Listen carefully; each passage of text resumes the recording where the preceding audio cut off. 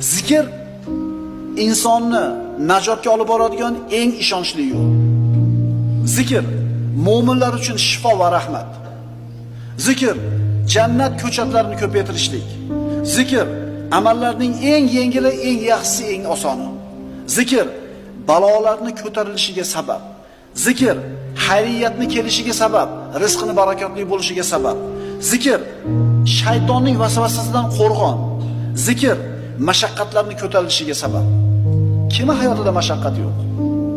Hammanikida o'ziga yarasha mashaqqati bor. Zikrda bo'ling birodar, ko'tariladi. Zikr mag'firat va ulug' ajr. Zikr nifoqdan, hasratdan omonda bo'lishlik.